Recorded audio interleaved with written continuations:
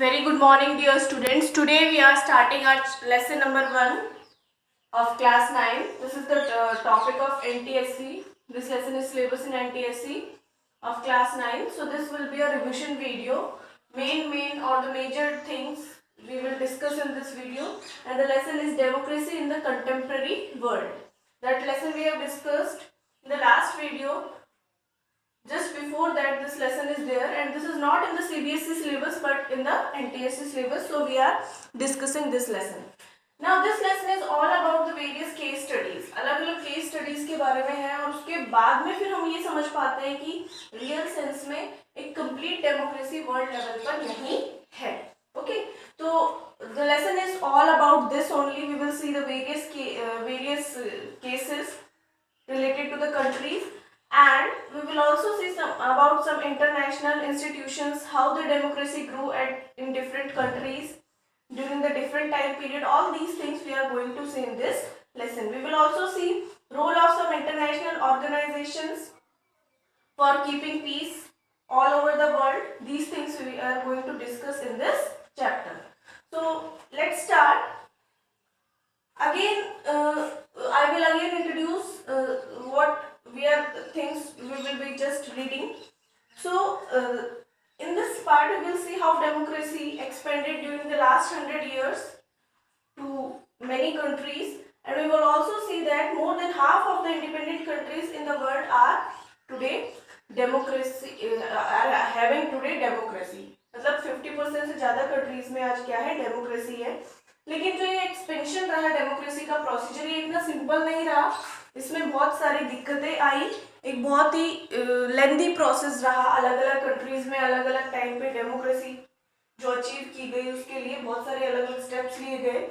And it was not also stable और regular भी नहीं रहा कुछ कंट्रीज में. जैसे कि वहाँ पर डेमोक्रेसी सिस्टम लेकर आ गए लेकिन उसको फिर हटा दिया गया. ठीक है, डिक्टेटर रूल आया. इस तरीके से चीज़ें कोलैप्स करती रही. So it was also not a regular system.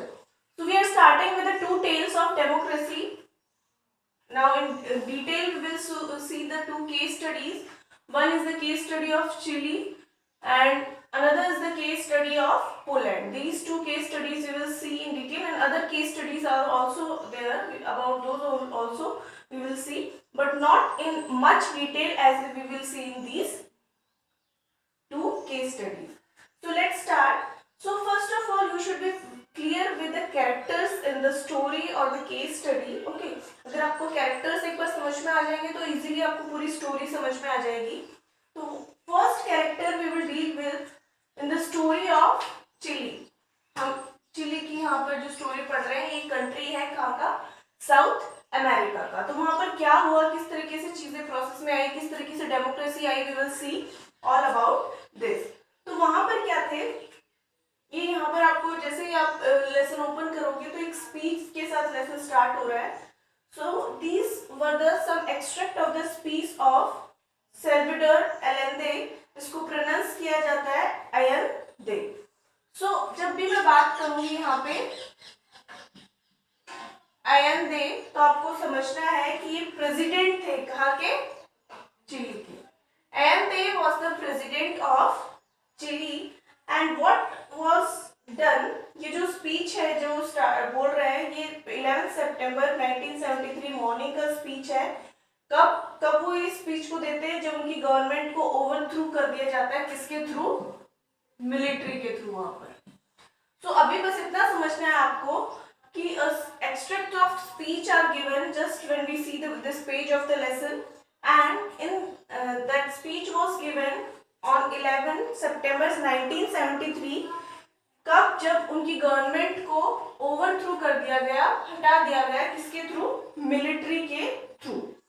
अब जो अलेंदे थे ये फाउंडर थे किसके, leader of the socialist party of Chile and led the popular unity coalition to victory in the presidential elections in 1970.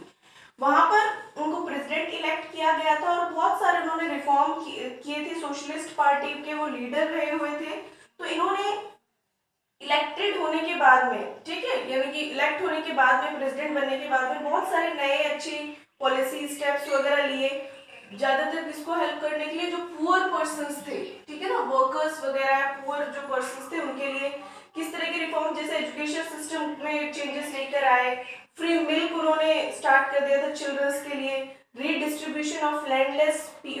वापस start कर दिया था, उनको फिर से लैंड डिस्ट्रीब्यूट की गई थी। और जो फॉरेन कंपनीज थी उनको अपोज कर दिया गया था कि यहाँ की जो नेचुरल रिसोर्स है वो आप नहीं ले जाएंगे, जैसे कॉपर वगैरह कंट्री से। तो ये सारे स्टेप्स वगैरह लिए गए थे इनके थ्रू प्रेसिडेंट बनने के बाद में।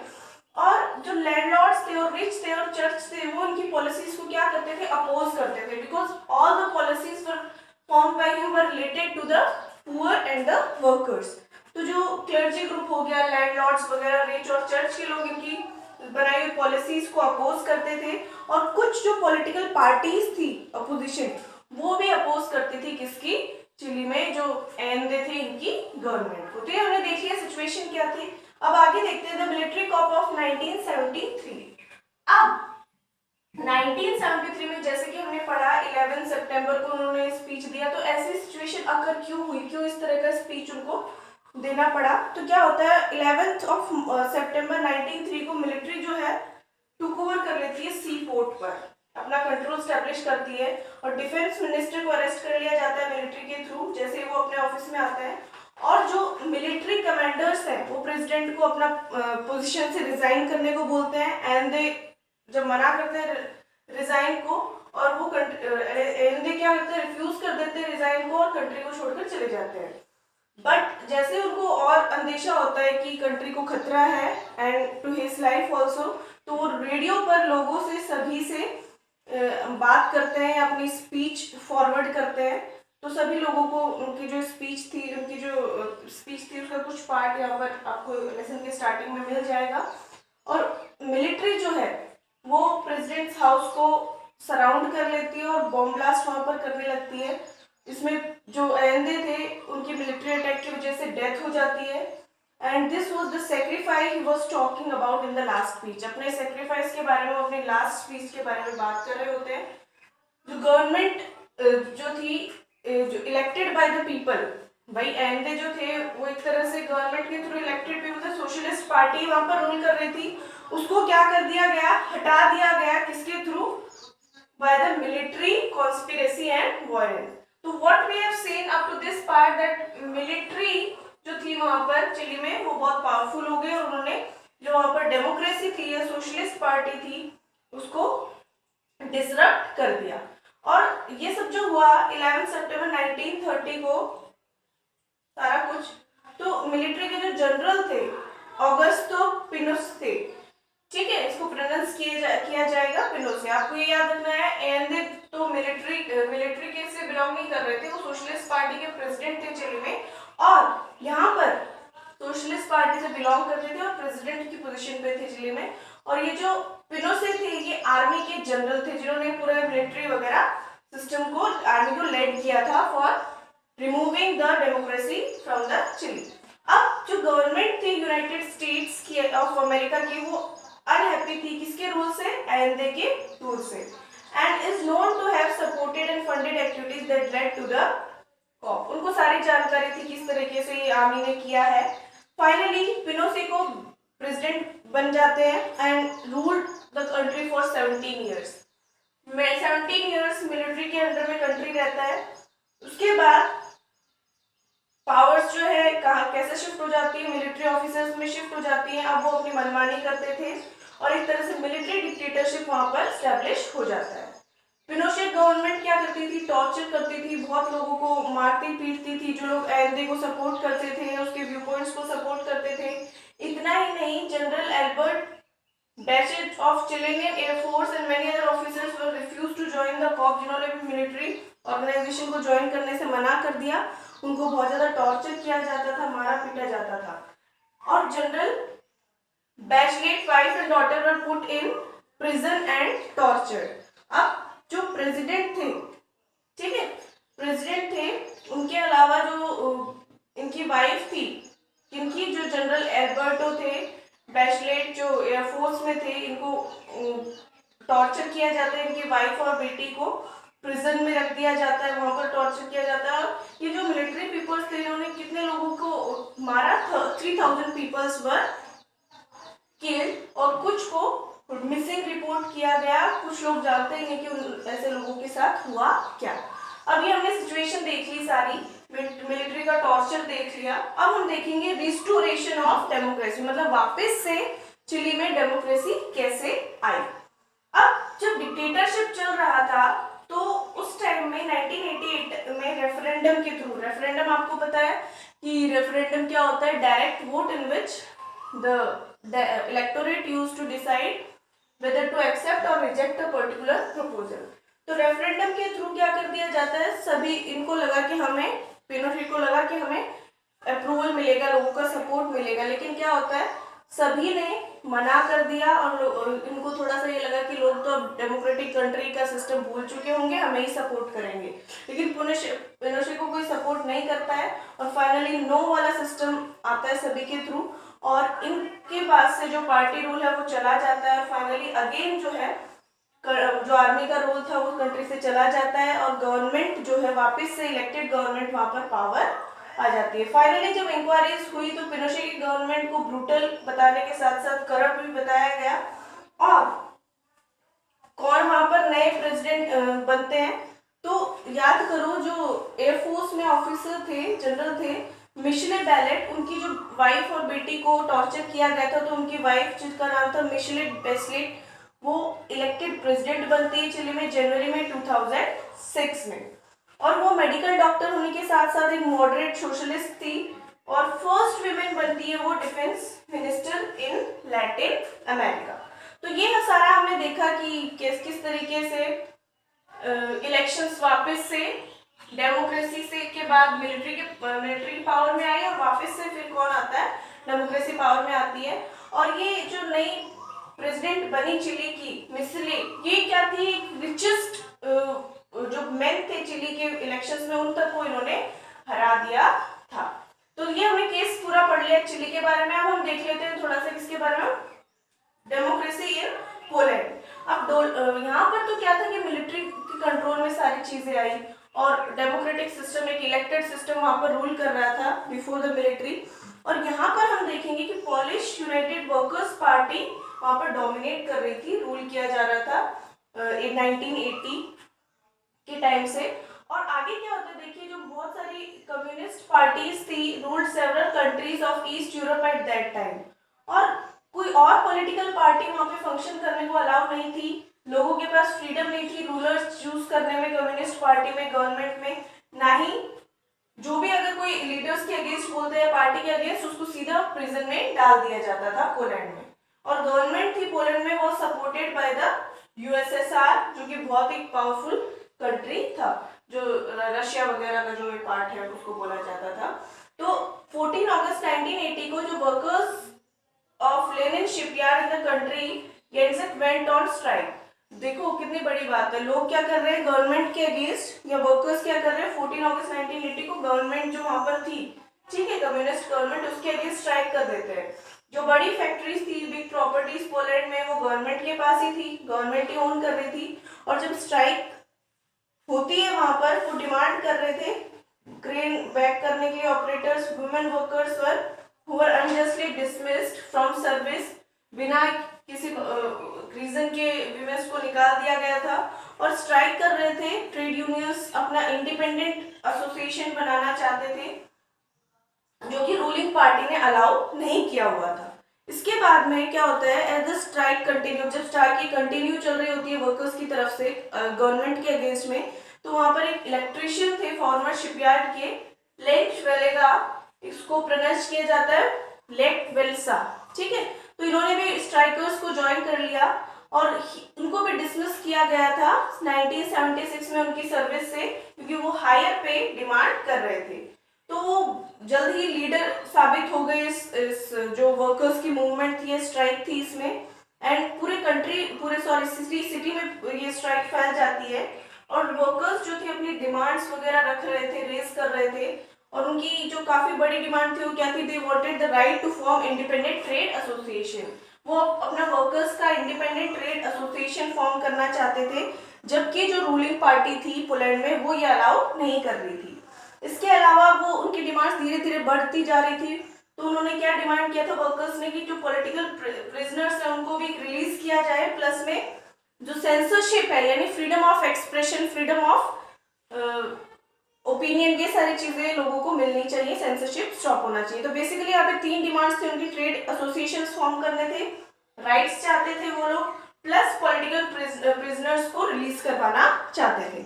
अब धीरे धीरे बहुत ज्यादा पॉपुलर हो जाती है मूवमेंट और गवर्नमेंट को बातें माननी पड़ती है।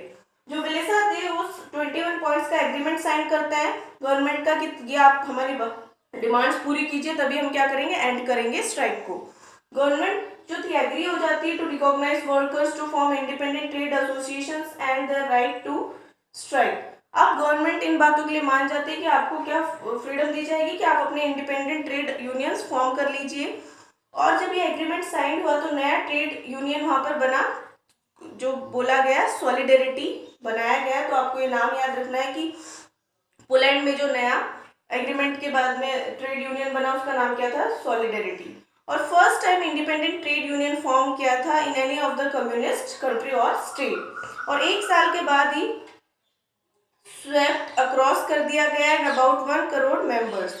और उसके जो मेंबर्स थे वो इंक्रीज हो जाते हैं और इन पर एक तरह से रिनोवेशंस लग जाते हैं, करप्शन के मिसमैनेजमेंट इन द गवर्नमेंट, और उनके साथ ही बहुत बुरा ट्रीटमेंट हो जाता है। The government led by general Jaruzelski ग्रू imposed martial law in December 1981 और मार्शल लॉ वहां पर इम्पोज कर दिया जाता है पोलैंड में। और थाउजेंड्स ऑफ जो सॉलिडेरिटी मेंबर्स थे ट्रेड यूनियंस के, उनको प्रिजन में डाल दिया जाता है। Freedom to organise protest and express was once again taken away. एक बार जो उनको फ्रीडम दे दी गई थी वो वापस ले ली जाती है, किसके आने की वजह से, जनरल जुरुजेल्स्की के आने की वजह से। उन्होंने फिर अपनी पॉलिसीज वहां पर चलाई कि क्यों फ्रीडम वगैरह लोगों को दे रखे हैं, क्या ट्रेड एसोसिएशन फॉर्म कर रखे हैं, तो ये सारी चीजें उनसे वापस ले ली गई। उसके अलावा सॉलिडेरिटी की एक और जो स्ट्राइक की वेव थी वो 1988 में स्टार्ट हुई। और इस टाइम क्या था, जो पोलिश गवर्नमेंट थी वो वीक पड़ जाती है और जो सोवियत यूनियन है वहां से सपोर्ट मिल जाती है। इसके अलावा जो वेल्स्ट्रे थे वो एक एग्रीमेंट में रिजल्ट करते हैं 1989 में फॉर फ्री इलेक्शंस। अब इस फ्री इलेक्शंस में क्या होता है, सॉलिडेरिटी के मेंबर्स कंक्वेस्ट करते हैं और 99 सीट्स वो विन कर लेते हैं। तो अक्टूबर 1990 से वहां पर प्रेसिडेंशियल इलेक्शंस हो जाते हैं और जो इलेक्टेड प्रेसिडेंट वाला एक कंट्री बन जाता है, या कि डेमोक्रेटिक बन जाता है कंट्री पोलैंड। तो 2 केस स्टडीज हमने पढ़े। इसके अलावा जो केस स्टडीज है वो जस्ट एक एग्जांपल के तौर पर, इतने बड़े इतनी डिटेल में नहीं है।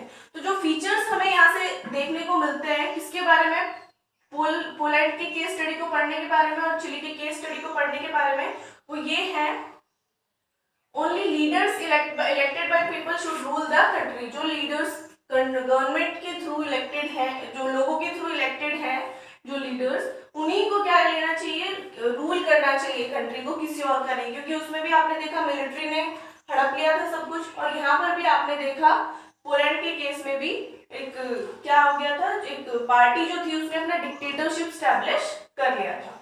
अब दूसरी चीज जो रिजल्ट निकल कर आता है दोनों केस स्टडी पढ़ने से, कि लोगों के पास क्या होना चाहिए, फ्रीडम ऑफ राइट्स होना चाहिए to express views, freedom to organise and freedom to protest. ये सारे फ्रीडम्स जो आज हमारे पास है, ये पुराने टाइम में लोगों के पास नहीं थे कंट्रीज में, और इनके लिए लोगों को बहुत स्ट्रगल करना पड़ा। These were the 2 major features which resulted or which came after seeing the 2 case studies of Poland and Chile। अब हम देखेंगे कैसे कैसे, क्योंकि सभी कंट्रीज में एक साथ डेमोक्रेसी कभी भी नहीं आई, धीरे धीरे स्ट्रगल करते गए, धीरे धीरे कंट्रीज अपने आप को इंडिपेंडेंट अदर कॉलोनीज से, क्योंकि ज्यादातर कंट्रीज क्या थे, स्लेव थे, दूसरे कंट्रीज की कॉलोनीज थी, तो धीरे धीरे वो अपने आप को इंडिपेंडेंट होते गए या करवाते गए, और धीरे धीरे वो क्या किसकी तरफ बढ़ते गए, डेमोक्रेटिक कंट्री बनने की तरफ बढ़ते गए। तो जब हम चेंजिंग मैप ऑफ डेमोक्रेसी वाला टॉपिक देखेंगे तो इसमें बस आपको ये याद रखना है कि कैसे जो कंट्रीज थे वो धीरे धीरे डेमोक्रेटिक बने। 3 maps are there. First map में आपको बता रखा है कि डेमोक्रेटिक कंट्री इन 1900 एंड 1950। इसमें आपको मैप के थ्रू शो किया हुआ है कि डेमोक्रेटिक गवर्नमेंट 1900 एंड 1950 तक कहाँ स्टैब्लिश हुई। उसके बाद आपको दिया हुआ है democratic government in 1950 but not in 1900। Then 1975 का बता रखा है कहाँ पर स्टैब्लिश हो गई, और 2000 का बता रखा है मैप के थ्रू कहाँ पर। तो धीरे धीरे आप देखोगे कि जो कंट्रीज थे वो बढ़ते जा रहे हैं किसकी तरफ, तो डेमोक्रेटिक फॉर्म ऑफ गवर्नमेंट की तरफ। तो इसका अगर रिजल्ट देखें तो ये था कि through 20th century there was expansion of democracy. Second result हमने देखा, it was not, democracy was not spreaded evenly in all parts of the world. सभी पार्ट्स में इवनली डिस्ट्रीब्यूटेड नहीं थी डेमोक्रेसी। ये क्या थी, पार्ट्स में, अलग अलग पार्ट्स में डिवाइडेड थी और धीरे धीरे स्टेप बाय स्टेप ये बढ़ी है। और थर्ड हमने ये देखा इसमें कि even today also large part of the countries are still undemocratic, large part of the world, sorry, are still democratic countries. These things we have discussed. Although majority of countries are democratic today, but still there are countries which are not democratic today. अब हम बात करते हैं next part की, phases of expansion of democracy. किस किस तरीके से जो डेमोक्रेटिक गवर्नमेंट का एक्सपेंशन हुआ। इसमें एक जो खास बात है, इसमें आपको थोड़ा सा आपको रिमेम्बराइज कराऊंगी मैं। फ्रेंच रेवोल्यूशन में आपने देखा था कि विमेंस ने रेवोल्यूशन कब से स्टार्ट किया, 1789 से, लेकिन उनको अप्रोक्सीमेटली 200 इयर्स के बाद में क्या मिला, यूनिवर्सल अडल्ट सफरेज मिला है, वुमेन्स को वोटिंग राइट्स मिले। क्योंकि पहले क्या कर दिया था, प्रॉपर्टी मैन को या फिर पैसिव या एक्टिव सिटीजन्स के बेसिस पे वोटिंग राइट्स वहां पर दिए जा रहे थे। तो ये सिर्फ फ्रांस का हाल नहीं था, मेनी कंट्रीज वर देयर, उनको इस तरह की चीजों से गुजरना पड़ा था, बहुत स्ट्रगल करना पड़ा था फॉर द इक्वलिटी है। और बहुत कंट्रीज में भी सिस्टम अलग था, मोनार्किकल फॉर्म ऑफ गवर्नमेंट होता था, राइट टू वोट जो था सबके पास नहीं होता था, फ्यूडल जो लॉर्ड थे उनके पास पावर ज्यादा होती थी। तो such kind of things were there. तो धीरे धीरे ये सारी चीजें डिक्रीज या रिमूव होती गई और 19th सेंचुरी में क्या होने लगा, पॉलिटिकल इक्वलिटी, फ्रीडम और जस्टिस पर ध्यान दिया जाने लगा एक तरह से वर्ल्ड लेवल की अगर बात करें तो। One major demand was right for every adult citizens to vote. Demand काफी आई कि अडल्ट सिटीजन को राइट टू वोट मिलना चाहिए और बिना किसी discrimination between the rich, poor, white, black, men, women क्या मिलना चाहिए, यूनिवर्सल अडल्ट फ्रेंचाइज या यूनिवर्सल सफरेज जिसको बोला जाता है। तो यहाँ पर एक बॉक्स में आपको दिया गया year is given and after the year the different countries are given. कि जैसे कि अगर बात करें ब्रिटेन की तो 1928 में यूनिवर्सल अडल्ट सफरेज मिला, यूएस की बात करें 1965 में, स्पेन की तो this you have to remember, you can see from book. South Africa की बात करें तो 1994 में उनको काफी लेट मिला है यूनिवर्सल अडल्ट सफरेज। तो this was there. Now we will see the next topic. एक मिनट, एक छोटी सी चीज इसमें रह गई न्यूजीलैंड के बारे में। तो 1900 तक जो न्यूजीलैंड था वो एक कंट्री था where every citizen have voting right. 1900 में देखो इसको मिल गया था सभी के पास वोटिंग राइट। मोस्टली अदरवाइज जो कंट्रीज थे, जैसे कि हमने बात की, कई बार नहीं होता था या फिर सिलेक्टेड लोगों को या क्राइटेरिया बेस्ड वोटिंग राइट्स होते थे कंट्रीज में। अब हम बात कर लेते हैं एंड ऑफ कॉलोनीज की। देखो ये जो फेजेस ऑफ एक्सपेंशन है ना, फेजेस मतलब स्टेप्स में काम हुआ, वोटिंग राइट्स मिले धीरे धीरे, स्ट्रगल्स हुए उससे पहले, ठीक है, उससे पहले यूनिटी फॉर्म हुई एक तरह से। उसके बाद में एंड ऑफ कॉलोनीज को, जो कंट्रीज स्लेव थे किसी कंट्रीज को पे या कोई बड़ी कंट्री रूल कर रही थी छोटी कंट्रीज पे, तो जैसे कि इंडिया में ब्रिटिशर्स वर रूलिंग इंडिया, तो वहां से पहले तो कॉलोनियलिज्म को खत्म किया, ठीक है। कॉलोनियलिज्म का मतलब एक प्रोसेस जिसमें जो बड़ी कंट्री है वो कैप्चर करके रखती है छोटी कंट्री को और कंट्रोल करती है अपने अकॉर्डिंग। तो हम इसमें अब देखने वाले हैं कि कैसे जो कॉलोनियलिज्म था वो धीरे धीरे एंड होने लगा, क्योंकि ये भी एक बहुत बड़ी चीज है। पहले आजाद होंगे ना, इंडिपेंडेंस होंगे, तब ना डेमोक्रेसी की सोचेंगे। अभी तो गुलाम है तो कैसे सोच सकते हैं किसी डेमोक्रेटिक फॉर्म ऑफ गवर्नमेंट की, जब खुद के हाथ में कुछ भी नहीं है। तो इसमें अगर हम देखें तो मोस्टली जो कंट्रीज थे वो डेमोक्रेसी की तरफ बढ़े after the second world war in 1945। 1945 में जो सेकेंड वर्ल्ड वॉर हुआ उसके बाद में ये जो एक तरह से जर्नी थी democratic government form of government वाली, वो कंट्रीज में ज़्यादा इंक्रीज होती है। इंडिया की बात करें तो 1947 में इंडिपेंडेंस मिलती है और उसके बाद से यहाँ पर डेमोक्रेसी कंटिन्यूड है। अगर हम गाना की केस स्टडी के बारे में बात कर ले, ये कंट्री था कहाँ का, वेस्टर्न जो अफ्रीका है वहाँ का एक कंट्री था और अर्लियर ये किसकी कॉलोनी हुआ करता था, ब्रिटिशर्स की, ठीक है। अब 1957 में ये इंडिपेंडेंस अचीव कर लेता है और फर्स्ट कंट्री होता है ये अफ्रीका का to get independence. It inspired other African countries to struggle for freedom. Freedom, ये जो दूसरे अफ्रीकन कंट्रीज है उनको भी इंस्पायर करता है फॉर व्हाट, गेनिंग इंडिपेंडेंस। अगर आगे की बात हम कर ले थोड़ा सा, तो ये इनके फादर एक गोल्ड स्मिथ थे, ये खुद एक टीचर थे और एक एक्टिव पर्सन रहे थे किसमें, इंडिपेंडेंस के स्ट्रगल में। और इंडिपेंडेंस के स्ट्रगल में ये जो पर्सन थे इनको प्रोनाउंस किया जाता है एनकुरमा, ठीक है। ये काफी एक्टिव रहे किसमें, गाना के इंडिपेंडेंस मूवमेंट में जो ब्रिटिशर्स के अगेंस्ट था। और उनके खुद ही ये टीचर थे, इनके फादर गोल्ड स्मिथ थे। और इंडिपेंडेंस के बाद नकुरमा को ही क्या बना दिया, वहां का फर्स्ट प्राइम मिनिस्टर बना दिया गया एंड प्रेसिडेंट बाद में बना दिया गया गाना का। और ये फ्रेंड रहे थे किसके, जवाहरलाल नेहरू के, और बहुत एक इंस्पिरेशनल पर्सन रहे थे फॉर डेमोक्रेट्स इन अफ्रीका।